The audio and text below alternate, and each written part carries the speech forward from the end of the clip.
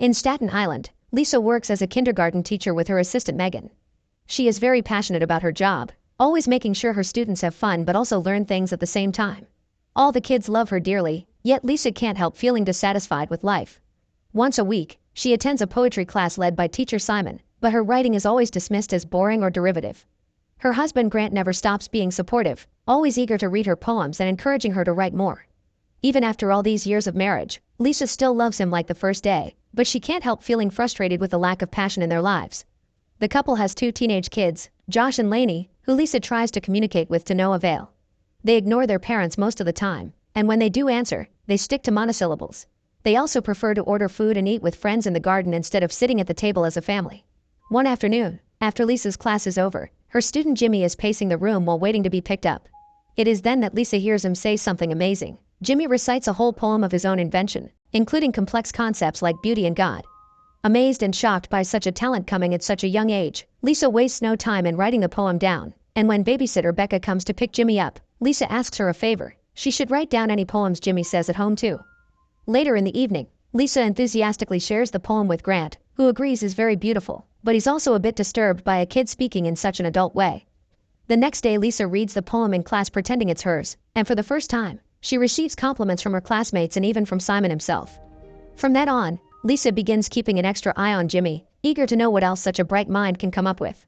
One day, she overhears him saying a curse word in the playground, so as punishment, she takes him inside for a timeout.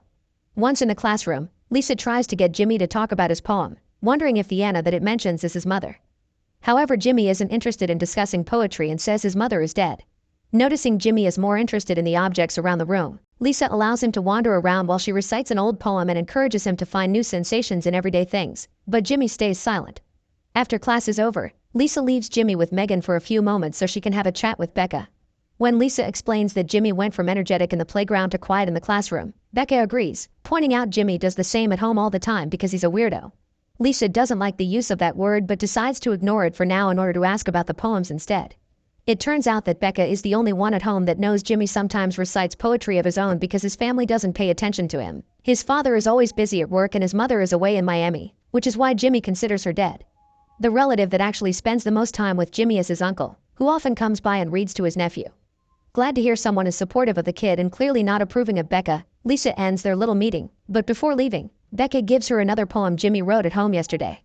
Later, Lisa reads Jimmy's latest poem in class, earning her more praise. Some students are a bit frustrated though, because her poem doesn't fit the assignment they have been given. Yet Simon loves it so much that in order to defend her, he suddenly comes up with the excuse that his assignments aren't supposed to be literal, merely prompts in case they need them.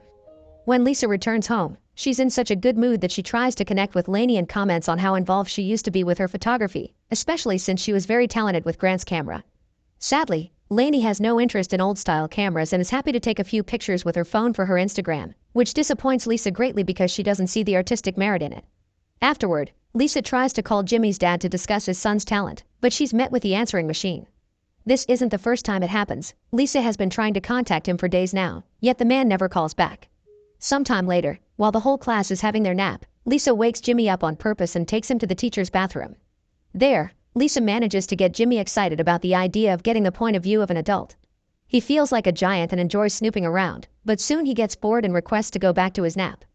Lisa lets him go after making him promise he'll think more about seeing the world with different eyes. At the end of the day, Lisa's efforts show results and Jimmy recites a new beautiful poem. Although it takes her by surprise, she doesn't manage to write down all of it and Jimmy refuses to repeat it. Megan is nearby as well, but she doesn't pay attention because she thought Jimmy was singing a random song, irritating Lisa with her lack of appreciation for his amazing talent. When Becca comes to pick Jimmy up, Lisa showers her with questions, wondering how many important poetic moments they are missing and if it's Becca herself that tucks Jimmy in at night. This constant questioning is beginning to weird Becca out, but when Jimmy comes out to meet her, she still stays cooperative and asks him to let her know when he has a poem in mind so she can help. Day by day, Lisa's obsession grows bigger and creepier. One afternoon, she manages to arrange a meeting with Jimmy's uncle Sanjay, who works at the local newspaper. Lisa explains how important it is to her to protect Jimmy's talent in a society determined to crush it, accidentally ending with a rant about her own children who won't read and lack curiosity. She also complains about Becca treating Jimmy like a baby and how she is a detriment to the boy's skills. Sanjay promises to keep visiting Jimmy and reading together, but he thinks this is a conversation Lisa should be having with the father, so he'll see what he can do to convince his brother to call her back. Sometime later, Since Jimmy's father still won't call her, Lisa crosses the line in truly creepy behavior and takes Jimmy's phone from his bag. Once again, she wakes the boy up in the middle of nap time to take him outside and show him how she saves her number on his phone. That way whenever he thinks of a poem at home, he can call her and recite it to her. She also tells him not to let Becca call him names like Little Bunny because it's belittling. At home, things aren't getting any better either. Lisa and Grant are frustrated because Josh has decided to throw all his studies and university acceptance letters into the trash and instead join the Marine. An argument ensues where Josh accuses Lisa of only caring about the achievements in her head, leaving her in tears. Once Josh is gone, Grant tries to comfort his wife and distract her by getting frisky with her right there in the living room. Lisa is into it, but only at first, because she drops it all the second she hears her phone ring. It's Jimmy with another poem. Disappointment takes over Grant when he notices he's being ignored and he just gets dressed again to do something else with his time. The next day at school, Lisa praises Jimmy for his poem but also for calling her. She also takes the chance to share one of her own poems. Jimmy doesn't comment on it, but he doesn't look too impressed. When Lisa returns home later, she's shocked to find her kids are throwing a pool party that includes pot. Furious, she approaches Lainey and makes a scene as she confesses she wishes there was more curiosity and intellectualism in the house. This angers Lainey in return, who calls her mother out for not appreciating the good grades she does get and for pretending to be some high IQ intellectual just because she's taking a poetry class. Then, Lainey leaves her alone, so Lisa retrieves a pack of cigarettes she keeps hidden in the garden and while having a smoke, she calls Jimmy just to say hi. A few days later, Simon calls Lisa to his office to offer more praise for her latest work and to invite her to read some of her poems at a poetry reading event his favorite bar often organizes. Obviously, Lisa accepts before sharing the same poem he read to Jimmy, but Simon isn't as enthusiastic about this one. He begins talking about the visionary writing behind her other poems, which he doesn't know were stolen, and thinking about those gets him so excited that he ends up getting frisky with Lisa right there on the office floor. They have a nice time, but it's obvious that Simon is more attractive to her art than to Lisa herself. Simon's reaction to her poem gives Lisa a lot to think about, and in the end, she decides Jimmy should be the one to recite his own poems in public. When she shares the idea with him, Jimmy accepts, and Lisa begins taking breaks from class to bring Jimmy to the school auditorium so he can practice. In the evening, Lisa finally gets tired of waiting for a call and shows up at the bar where Jimmy's father Nikhil works. Nikhil is happy to hear his little boy is smart, but Lisa pushes for more, explaining his talent needs to be nurtured and that Becca treats him like a dumb puppy. Nikhil understands Lisa's concern and wants to support his son, but he also doesn't want him to become like Sanjay, a failed writer that now barely makes any money correcting spelling mistakes for the newspaper. Lisa offers to babysit Jimmy for a few hours in the afternoon instead of Becca. That way she can stimulate him with the right activities but he still can keep up a normal life the rest of the time, and Nikhil accepts.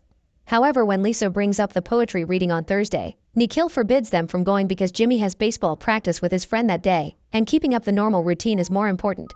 From then on, Lisa begins babysitting Jimmy and uses the chance to take him to all kinds of interesting places like museums.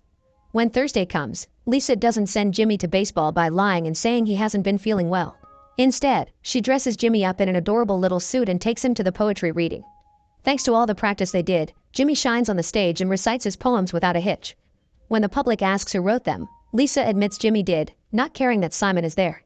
Someone also asks who the Anna in the poem is, and Jimmy explains that she can be anyone you love. In his case, Anna is Megan. Hearing her helper's name instead of her own breaks Lisa's heart and she rushes to the bathroom to have a good cry. Worried about her, Jimmy follows her, but Lisa just asks him to wait outside after expressing how proud she is of him. Once she's taken a moment to put herself together, Lisa leaves the bathroom and panics when she doesn't find Jimmy, but fortunately, he just happens to be sitting with Simon. Her relief is sadly short-lived though, because as soon as he sees her, Simon informs her that she isn't allowed in the class anymore and accuses her of leeching off a child. By the time they leave the bar, it's so late that Lisa decides it's better to take an asleep Jimmy to her own house and let him sleep on the couch. When she gets on her own bed, Grant wakes up and wonders if Lisa's ashamed of her own children, because after she left earlier, Josh confessed she seemed disappointed in them. Lisa swears that's not the case, but the hesitation is obvious. The next day at school, Lisa gets upset as soon as she notices Jimmy hasn't come to class and won't answer the phone either. When a call from his caller ID finally reaches her, it's actually Nikhil on the other end of the line, yelling at Lisa for what she did and informing her Jimmy is getting transferred to another school. Lisa returns to class pretending everything is fine, but only seconds pass before she breaks down and cries in front of all her students. After work, Lisa goes home with a plan in mind. Her obsession is so absurd that it stops her from giving up, but first, she must make amends with her family. She acts extra sweet towards Grant and manages to convince her kids to stay for dinner so they can have a proper meal all together. Lainey apologizes for snapping at her during the party, and Josh tells her all about his progress with the Marine meetings, glad to finally have some support. The next morning, Lisa says goodbye to Grant with more affection than usual before leaving the house with a suitcase in the car. Instead of going to work, she goes to Jimmy's house and follows Nikhil's car to find out which school the poor boy has been transferred to. A few hours later, when Jimmy's class is in the playground, Lisa approaches the back fence to invite Jimmy to come swimming with her, knowing it's an activity he loves. Not only Jimmy accepts, he also tells her he's missed her, which in Lisa's twisted mind means she's doing the right thing. Lisa manages to kidnap Jimmy by teaching him how to unlock the door, and together they travel to a beach up north, although Lisa confesses their final destination is Canada.